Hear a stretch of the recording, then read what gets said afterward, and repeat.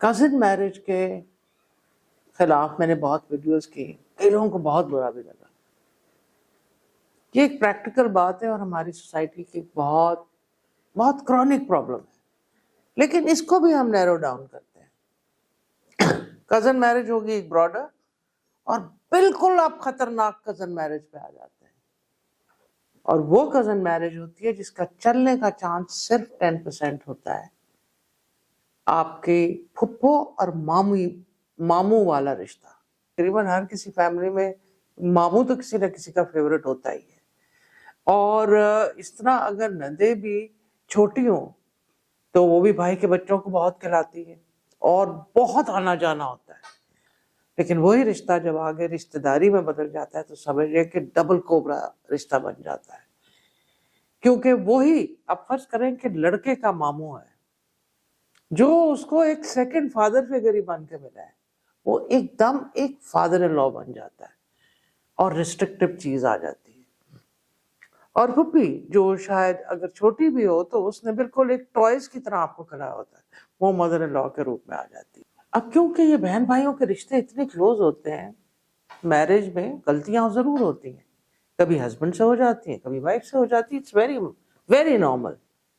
اور وہی شکایت لے کے فرض کریں کہ ایک لڑکا اپنے ماموں کو ایز اے ماموں گیا ہے اور وہ ایکسپیکٹ کر رہا ہے کہ یہ ایک انڈرسٹینڈنگ جو اس کو ایک ماموں سے ملنی چاہیے ملے، لیکن اس کو رسپانس فادر ان لا والا ملتا ہے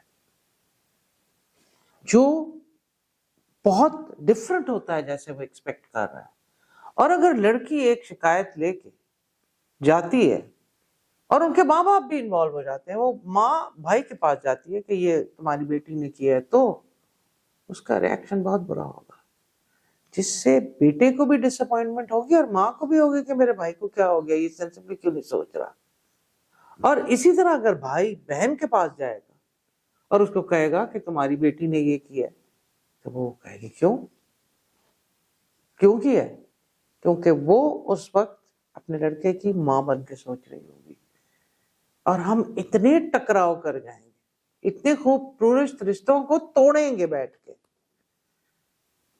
کہ نہ تو وہ شادی چلے گی، شادی میں توڑتے وقت پرابلم ہوگی. تو آپ سمجھ لیں کہ 10% چانسز، اور اٹھا کے سوسائٹی میں دیکھیں بھی ضرور، اور آپ کو نظر آئے گا کہ ایسا ضرور ہوتا ہے. ہماری فیملی میں بھی ہوا تھا، اور جب میں نے ڈیپلی دیکھا کہ یہ کیوں ہوا ہے، اتنے پرانے اچھے رشتے تھے وہ کیوں خراب ہو گئے، وہ اسی وجہ سے ہو گئے کیونکہ ان کا چانس ہی 10% تھا. ہاں اگر آپ بہنوں کے، دو خالاؤں کے رشتے لے لیں تو وہ دانت کا فرق ہو جاتا ہے، وہ ایک فیملی ٹری فرق ہو جاتا ہے. اس میں آپ کہہ لیں کہ 70% شاید چانسز ہو بھی جائیں سکسیس کے، اور جینیٹکلی بھی شاید وہ بہتر ہوں، بیکاز جو آپ کے خالو ہیں وہ باہر کی فیملی سے آئے ہوتے ہیں. اکثر ایسا دیکھا ہے، کارڈ میں دیکھا ہے، سنا ہے، آپ دیکھ لیجئے. اور اس کے بعد وہ چاہے لڑکا لڑکی کہیں اور بھی سیٹل ہو جائے تو وہ بہن بھائی ملنے کے قابل نہیں ہوتے، وہ ان کا رشتہ ہی ختم ہو جاتا ہے.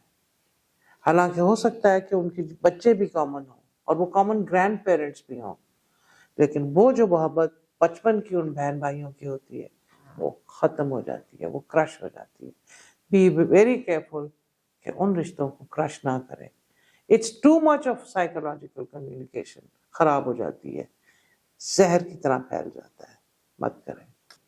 تو اس طرح کزن میرج میں بھی لیتھل کمبینیشن ہے ماموں اور پھوپھی کا کراس ہونا رشتے میں، اور ان لا کا ورڈ ایڈ ہو جانا.